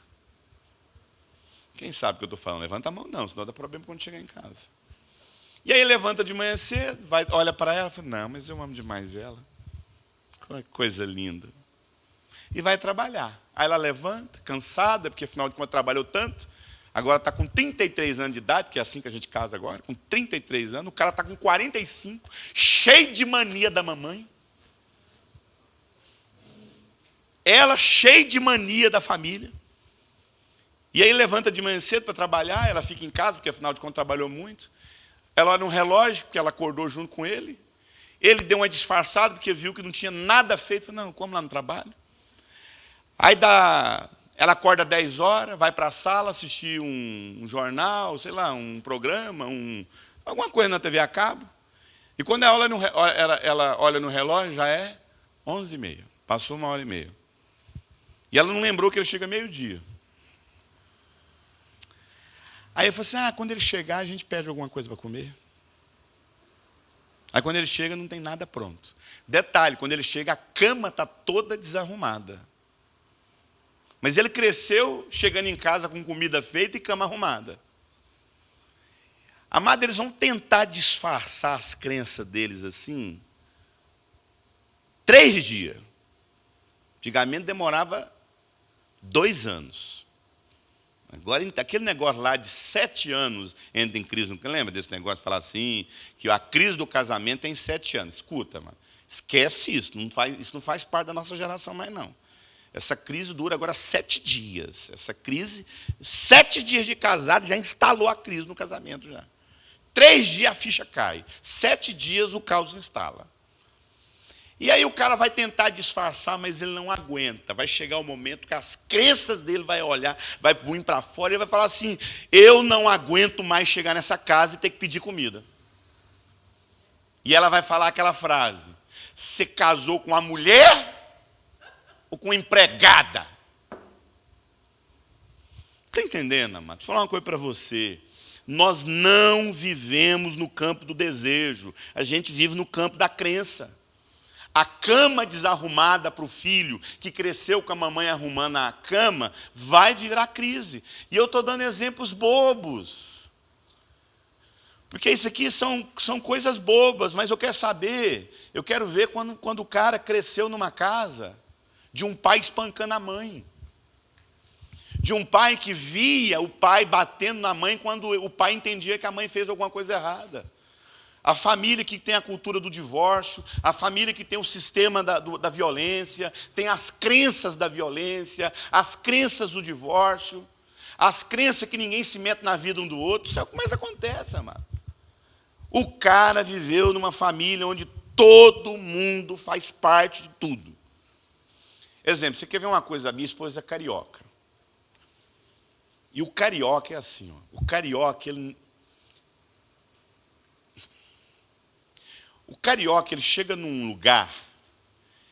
Não posso usar esse exemplo. Porque o problema quando a gente está gravando, a gente fica um pouco limitado, caso que os exemplos não entregam o santo, né? O carioca, ele vai chegar num lugar e se alguém levantar um assunto... Exemplo, gente, vocês ficou sabendo o que aconteceu com fulano? O carioca vai tentar ao máximo tocar no assunto sem mostrar que está falando mal da pessoa. Porque a cultura carioca acha feio falar mal, principalmente a família da minha esposa, falar mal da pessoa, só que Osana fala que isso é do carioca. O carioca não acha uma falta de respeito falar de uma pessoa que não está lá no momento. Pelo menos a família da minha esposa é assim. E eu comecei a prestar atenção na cultura carioca, é assim. O goiano, se a pessoa não estiver no ambiente, eles decidem o problema da pessoa, conversam sobre a pessoa, falam o que a pessoa tem que fazer, decreta o assunto. E aí, o que você acha que o cara tem que fazer? Não, eu vou falar uma coisa para você. Ele está errado em fazer isso. E outra, no final, já decidiram a vida do cara sem nem o cara saber o que ele vai fazer. O carioca, ele vive num lugar, amado, onde o crime é muito forte. Então, o cara pensa duas vezes antes de falar de alguém. Então, as milícias, o tráfico é muito presente no dia a dia da vida do carioca. Então, o cara que ele roubou, ele é da sua família, ele é seu parente, ele é seu sobrinho, mas ele se meteu no tráfico. Ele se meteu no tráfico. E aí ele morava lá na Taquara. E você mora lá no Tanque, que é outro bairro. Ou lá em Jacarepaguá. E aquele cara lá que se envolvia no tráfico, que foi preso, que cumpriu pena, mas vive e mexe, ele dá um problema, rouba. Mas ele é seu parente. E lá no seu bairro é dominado por milicianos. Que geralmente é um bombeiro aposentado, é um policial aposentado, que domina o bairro e passa a ser o dono daquele bairro, é chamado milícia. Se aquele parente seu vir na sua casa, você está falando para o miliciano que você concorda com o roubo dele. E o miliciano vai bater na porta da sua casa. Que história é essa do cara vir aqui no bairro? Então, isso desenvolveu uma cultura que o carioca, ele pensa duas vezes em receber gente na casa dele. Mesmo que seja uma coisa normal. O carioca é muito da Zona Sul, o carioca é muito... Fulano mora na Barra. O goiano não tem isso. Às vezes o goiano nem sabe o que é periferia, o que é... O caboclo mora na periferia, isso não é valor para a gente. De modo que os valores de uma... Quando eu casei, eu goiano, casando com uma carioca, o carioca ele tem uma outra maneira de ler. O carioca ele fica ofendido quando você vai na casa dele. Presta atenção. Quando a gente fala de crença, eu casei com uma carioca e eu sou goiano. E o goiano é assim, ó. Tô indo aí, viu? Aumenta o quê? A água do feijão. Isso não existe para um carioca. Ele fica ofendido se você chegar na casa dele sem avisar. Isso é inadmissível. Eu lembro quando eu casei com Osana, aí eu fui lá ver o negócio do casamento. Fulano não vai ser convidado. Fulano não é amigo do... A família do cara não vai lá no casamento. Não, o parente não foi convidado só o fulano. Não, mas é parente aí. Não, só o fulano foi convidado. O primo não foi convidado, o pai não foi convidado. Lá naquela casa só foi convidado uma pessoa, o restante não foi. Mas não existe isso na nossa cabeça. A família inteira vai, ué. Você não tem que avisar. Fulano, estou indo na sua casa. Você chega na porta avisando.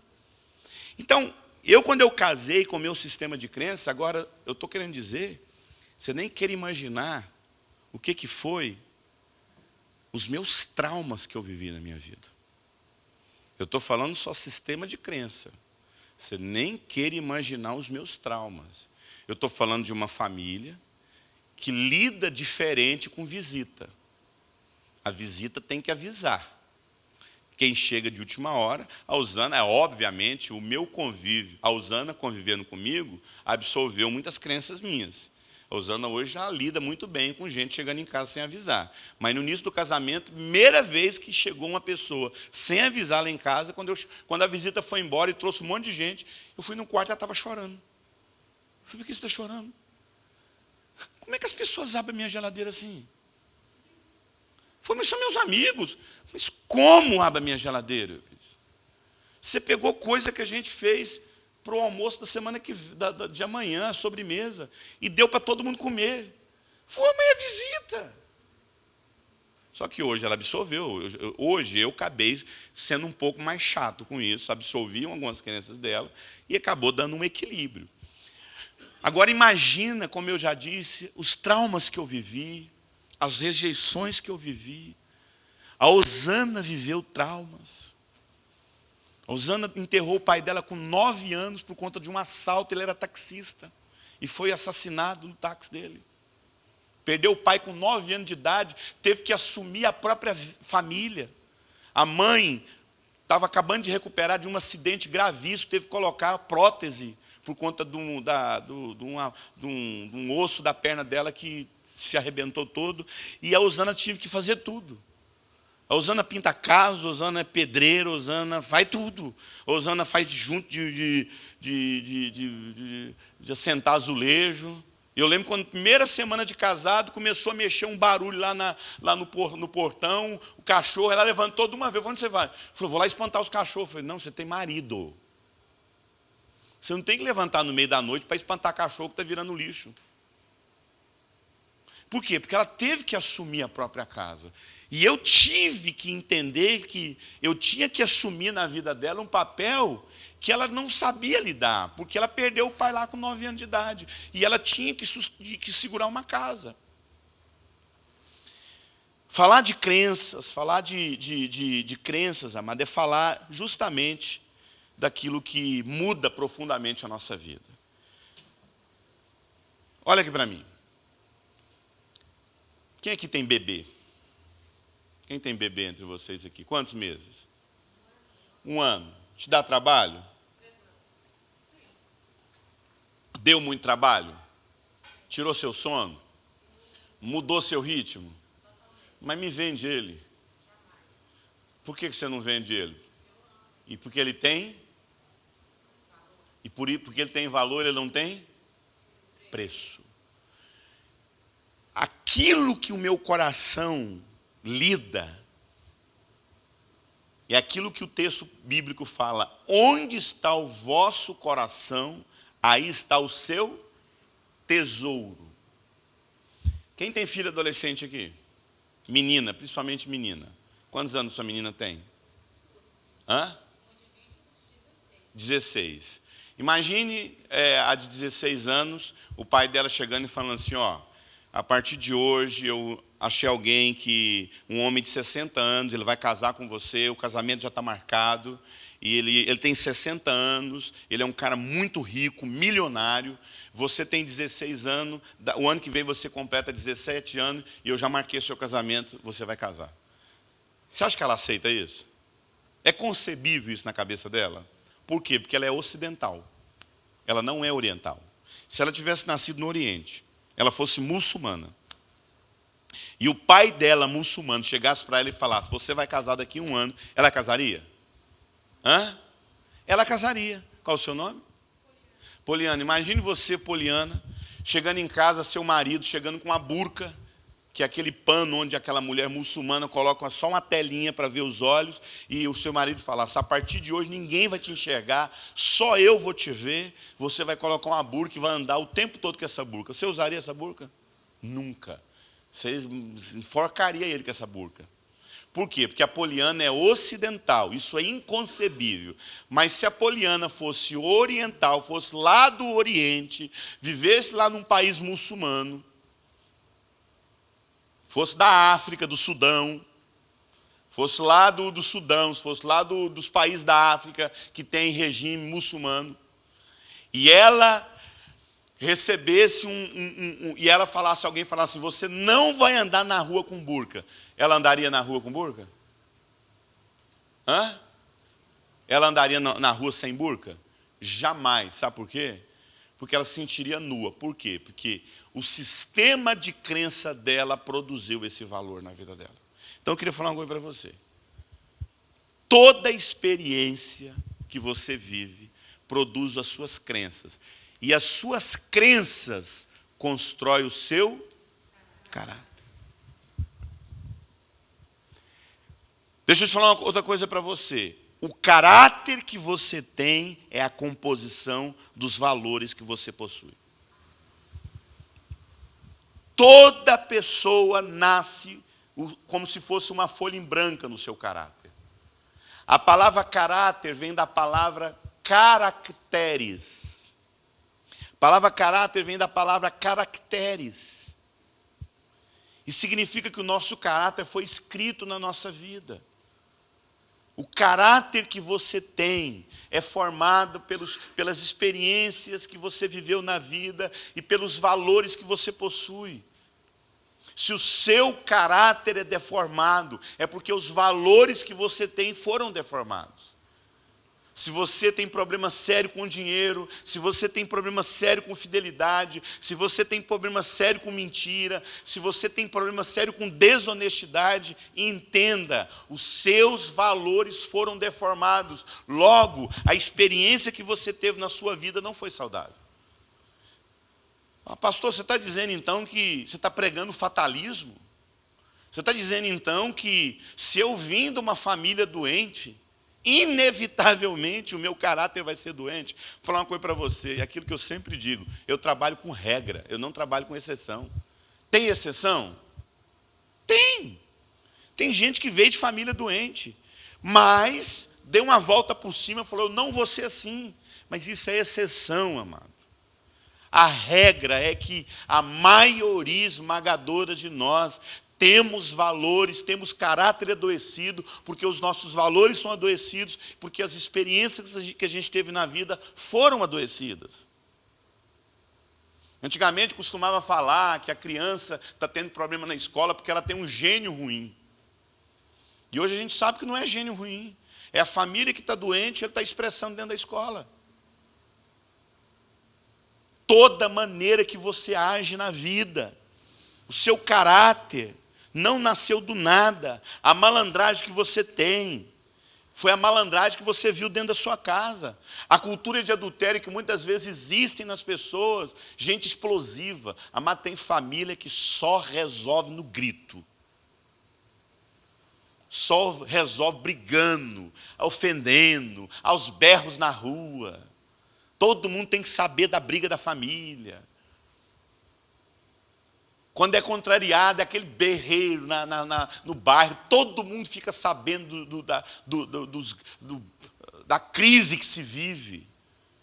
E aquilo vai reproduzindo, os filhos começam a fazer a mesma coisa, agressividade, vai conversar, tem que agredir. Entenda, como eu já disse, você não tem noção de quando você carrega seus pais dentro de você.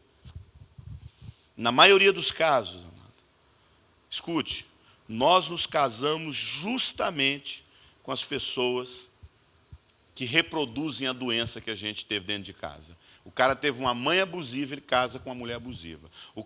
A mulher teve um pai espancador, violento, casa com um cara espancador. Porque ele escolhe segundo a doença. Como assim? Eu não entendi. Você podia fazer uma pergunta para mim. Você podia, então, perguntar, como é que eu sei se o meu caráter é adoecido? Você está dizendo que se os meus valores são adoecidos, o caráter que eu tenho vai ser adoecido? Vai. Não foi o casamento que fez isso com você. Foi o seu caráter que fez isso com o seu casamento. As pessoas ficam tentando falar assim, não, pastor, mas você não tem noção do que essa mulher fez comigo. Presta atenção. Imagine uma ponte de madeira, cheia de rachaduras. Aí vem um caminhão de 1 tonelada e para em cima da ponte. O que vai acontecer com as rachaduras? Elas vão abrir e todo mundo vai ver, sim ou não? Deixa eu te falar uma coisa. Não foi o casamento que rachou o seu caráter, que rachou a sua vida, que mostrou seus problemas. Não foi o casamento que... Desculpe. Não foi o casamento que produziu isso em você. O casamento apenas mostrou o que já havia em você. Ah, pastor, depois que eu casei, meu marido mudou. Ele não mudou. Ele revelou o que estava escondido nele. Ah, depois que eu casei, minha esposa virou um inferno. Eu achava que ela era de um jeito. Não, o casamento pressiona e a gente revela. Lembra quando eu falei? A melhor forma de saber como é que é o seu caráter é a pressão. Lembra do meu amigo? Ah, você não tem noção do mulherzão que me pressionou. Não, você não tem noção da falta de caráter que você tem. Deixa eu falar uma coisa para você, amado. É caráter.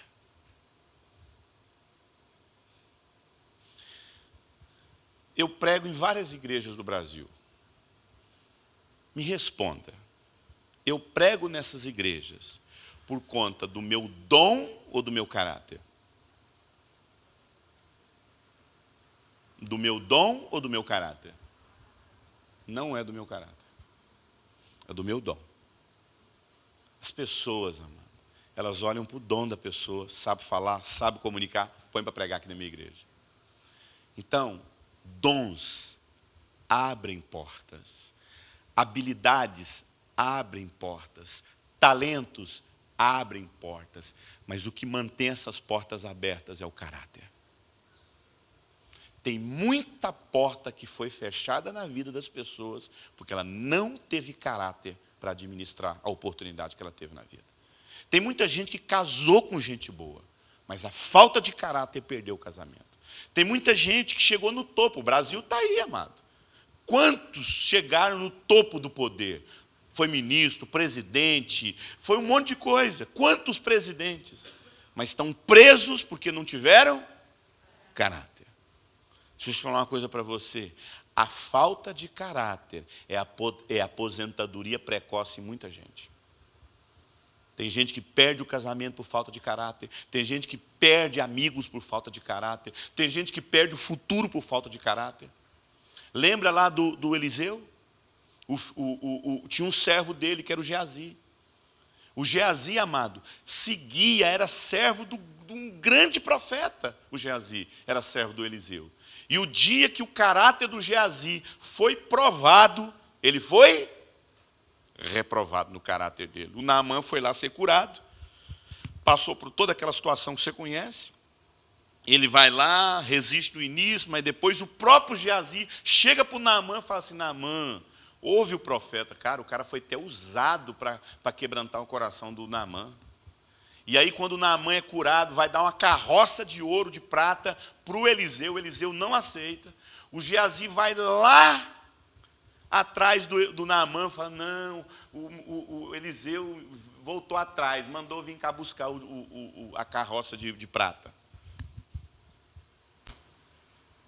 A Bíblia fala que o Geazi, vai lá e enterra a carroça de prata, a prata, na tenda da família dele, na casa dele. Primeiro lugar que o nosso caráter afeta é a nossa própria família. E a Bíblia fala que quando o Geazi chegou na frente do Eliseu falou assim, primeiro que a gente não entende isso, né? Você acha que eu não estava do seu lado lá em espírito, vendo tudo que estava acontecendo? Geazi, a lepra de Naamã vai passar para você e para sua família. Escute, o problema da nossa falta de caráter é que ela afeta a nossa família também, não é só a nossa vida. A falta de caráter, amado, interrompe a nossa vida. Alguém disse, plante uma crença e você colherá uma prática. Eu falaria o contrário. Plante uma prática e você vai colher uma crença. Plante uma prática e você colherá um hábito. Plante um hábito e você vai colher um caráter. Plante um caráter e você vai colher um futuro. Escute, presta atenção. Se você perguntar para mim, olha só, se você perguntar para mim, Eurípides, eu quero saber como é o meu caráter. Quem quer saber o seu caráter aqui? Levante a mão. Você quer saber como é que o seu caráter é? Quer saber aqui agora? Veja as suas escolhas. Veja as suas escolhas. Queridos, as escolhas que você faz na vida está diretamente ligada ao caráter que você tem. Se o seu caráter é deformado, as suas escolhas serão deformadas.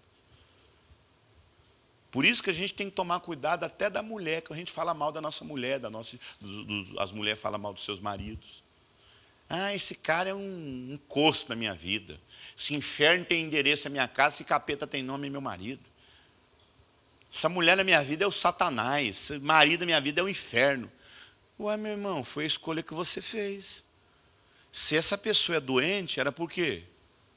Se a pessoa que está do seu lado é doente, é porque o seu caráter foi doente para escolher o doente. A escolha que você faz fala mais de você do que você imagina. Você fica falando mal do seu marido, da sua esposa, é o que você escolheu. Se você escolheu essa pessoa, é porque você não estava resolvido, pelo menos na época. Então agora, meu irmão, é aquilo que a gente fala, né? Quem casa errado tem que dar certo agora. Se você fez escolha errada, agora você tem que olhar para Deus consertar a escolha errada que você fez. Lembra lá do Adão? A palavra de Deus diz que Deus tirou a mulher de onde? De dentro dele. A pessoa que está do seu lado saiu de dentro de você, meu irmão. Quando Deus quis dar uma mulher para o Adão, Deus olhou para dentro do Adão. Por isso que eu falo, as pessoas perguntam, Eurípides, qual foi o segredo de você casar com a Osana? É eu estar resolvido. Porque se eu tivesse mal resolvido, o que ia sair de dentro de mim? O que ia sair de dentro de mim, gente? Uma pessoa mal resolvida. Se a Osana tivesse mal resolvida na vida dela, o que ia sair de dentro dela? Uma pessoa mal resolvida. Por isso que eu digo, casamento é a experiência de duas pessoas resolvidas em Deus. Casamento não resolve ninguém, piora. Se você está mal resolvido, casou mal resolvido, o casamento vai te piorar. Se resolve em Deus, amado. Seu problema é com Deus. Por que Caim matou Abel? Porque ficou inveja com Abel? Não, meu irmão, vou falar uma coisa para você. Sabe por que o Caim matou Abel? Porque ele não podia matar Deus. Foi o Caim, foi o Abel que rejeitou a oferta do Caim? Ou foi Deus que rejeitou? Então por que o Caim foi matar o Abel? Porque ele não podia matar Deus. Seu problema não são com as pessoas, seu problema é com Deus. O dia que você se resolve com Deus, você vai resolver com as pessoas. Você fica atacando as pessoas, é igual quando as pessoas vêm no aconselhamento, pastor, minha mulher não presta, meu marido é desse jeito, eu tenho raiva do meu marido. Aí você vai ouvindo a pessoa, você já sabe, aí você faz aquela pergunta assim para acabar a história. Você fala assim, e Deus? O que você acha que Deus pensa disso? Foi até bom o senhor falar isso. Por que Deus me fez casar com essa pessoa? Ah, então o seu problema não é com a pessoa, o seu problema é com Deus. Querido, eu vou falar uma coisa para você. Quando a gente se resolve com Deus, a gente se resolve com as pessoas. E isso fala de caráter. Eu tenho que me resolver em Deus. Eu tenho que me resolver em Deus. Sua vida é um resultado das escolhas que você faz. Se o seu caráter é doente, as suas escolhas serão doentes. E por fim, as nossas escolhas determinam o nosso destino, o nosso futuro. O nosso futuro. Escute, o seu futuro é resultado das suas escolhas. Escute, o presságio do seu futuro é o seu caráter. Se o seu caráter é mal resolvido, o seu futuro vai ser mal resolvido. Eu tenho alguns minutinhos aqui, deixa eu contar uma história rapidinho para você. Eu quase não atendo ninguém nas igrejas, nos lugares que eu vou. Até porque eu aprendi que a maioria das pessoas que me procuram para aconselhamento no Brasil estão mais buscando um cúmplice do que alguém que as aconselhe. Porque eu acho que o aconselhamento só é eficaz quando a gente conhece os dois lados da história. Eu chego numa igreja, ouço uma pessoa, mas eu não sei o outro lado da história. Eu não sei que eu tenho um discernimento profundo do Espírito Santo. Uma vez eu pregava numa igreja. Antigamente, no início do meu ministério, eu atendia em alguns horários vagos nas minhas palestras. E uma vez eu fiz um teste. Tinha 20 pessoas na lista para ser atendida durante aquele final de semana. Aí eu falei, olha, tudo que eu vou conversar aqui com vocês, eu vou falar para o seu pastor. Só sobrou 3 dos 20. As pessoas não querem ser transformadas, elas querem um cúmplice, para elas se sentirem vítimas da vida. E aí um pastor foi lá e forçou, e eu acabei atendendo. Cheguei, minha palestra ia ser 3 horas, cheguei 2 horas, a pessoa estava do meu lado, falou, pastor, minha vida está um inferno, Satanás fez um ribuliço na minha vida, pastor. Mas ainda bem que eu estou firme na igreja, frequentando a igreja, pastor. O diabo fez uma tempestade na minha vida e hoje eu estou vivendo uma tribulação. Eu falei, o que foi, meu irmão? Eu falei, não, meu irmão, é o seguinte. Há um tempo atrás eu tinha um lava-jato. E minha funcionária tinha 14 anos de idade, mas sabe como é que essas mulheres hoje é muito grande? Engana a gente, né, pastor? E aí, pastor, ela era minha funcionária, eu lá no meu lava-jato, firme na igreja, frequentando a igreja. E aí, pastor, uma luta, uma dificuldade, ela pegou e começou assim, sabe, me seduzir, me cantar, mas ainda bem que eu estou firme na igreja, firme com Deus. E aí, sabe como é que é, né, pastor? A carne é fraca. E eu, uma luta, uma dificuldade, o diabo me tentando, eu fui cair com ela, pastor. Mas como eu tenho caráter, né, pastor, fui lá, porque eu fiz aquelas coisas lá que não pode fazer, que a gente só faz depois de casado. Sabe como é que é, né, pastor? Sei, meu querido, você não precisa entrar em detalhe, não. E aí, né, pastor, maior luta, eu fui lá e conversei com o pai dela. Pastor, e Satanás se levantou mesmo. Ele tirou ela do emprego, não deixou ela trabalhar, não deixou ela voltar no trabalho, porque eu tinha meus 30 e poucos anos e ela com 14 anos de idade. E eu, maior luta, maior dificuldade. Pastor, ela pegou, a gente começou a namorar escondido. Começando a namorar escondido, e a carne é fraca, né? A gente acabou caindo e ela engravidou. Meu Deus, pastor, você não tem noção da luta. Porque quando eu cheguei, porque eu tenho caráter, pastor. Fui lá contar para um homem lá que eu tinha engravidado a filha dele. Meu Deus, aí Satanás se levantou. Ainda bem que eu estava firme na igreja, pastor. Porque eu ia desviar se acontecesse um negócio desse, assim, se ele pudesse fazer o que ele fez. Que ele queria me matar, pastor. E a gente naquela luta, uma dificuldade, eu acabei fugindo com ela. Mudei para uma cidade, né, pastor, abri meu lava-jato, ela tinha acabado de ganhar neném, assim, depois daquele tempo ali, que a gente não pode tocar na mulher, né, pastor, tinha uma funcionária minha. Sabe como é que é, né, pastor, a carne é fraca, o diabo tentou, e eu acabei caindo com a minha funcionária. Mas eu tenho caráter, pastor, procurei minha mulher, falei para ela que eu tinha caído, aí Satanás se levantou, e para piorar, a minha funcionária, com aquele envolvimento que eu tive, engravidou também. Meu Deus, a minha mulher ficou nervosa, voltou para a casa dela, não quis mais viver comigo. Pastor, se eu não estou firme na igreja, não sei se eu ia dar conta não, pastor. E aí, pastor, eu peguei aquela mulher que estava grávida de mim e coloquei dentro da minha casa, porque eu sou um cara que eu assumo, né, os erros que eu cometo. E eu comecei a viver com a minha segunda mulher, que estava grávida do meu segundo filho. E aí, minha primeira mulher do meu primeiro filho, minha filhinha adoeceu. Eu fui lá visitar ela, né? E aí, sabe como é que é? A carne é fraca, o diabo tenta, eu acabei caindo com a minha mulher, com a minha primeira mulher. Voltei para casa com a cabeça pesando. Pastor, depois de um certo tempo eu descubro, me recebo um telefone que a minha primeira mulher estava grávida do meu terceiro filho. Pastor, aí Satanás se levantou mesmo. O inimigo se levantou e minha primeira mulher quis me processar lá, não quis nem ver minha cara. Minha segunda mulher também me processando, em uma luta. No final, eu acabei ficando sozinho, pastor.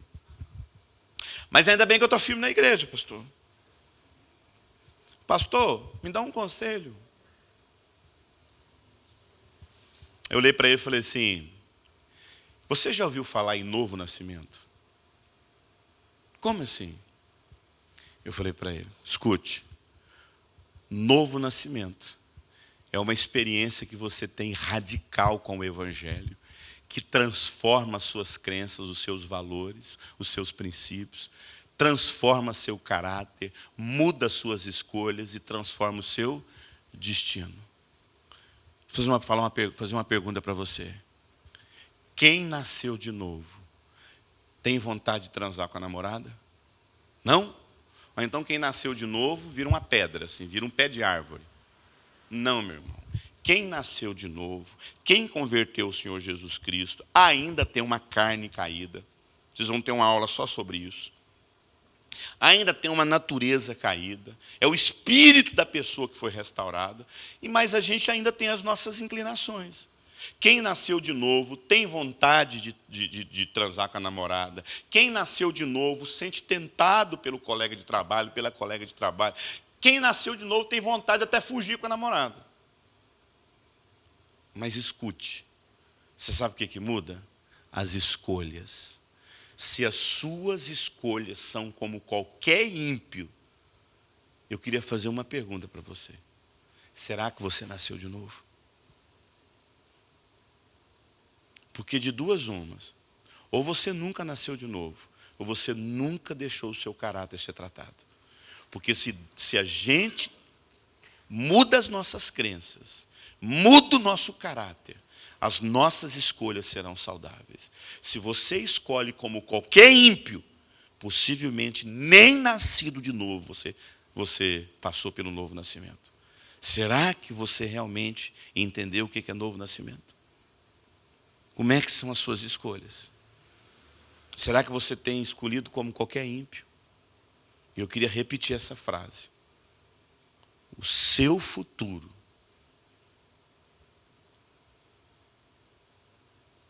é um presságio do seu caráter. É um presságio das suas escolhas. Se o seu caráter for doente, as suas escolhas serão doentes e o seu futuro será adoecido. Pai, muito obrigado por essa noite. Obrigado pela tua palavra que nos edifica e nos cura. Cura o nosso caráter. Por Jesus que oramos. Amém. Deus abençoe, querido. A graça e a paz.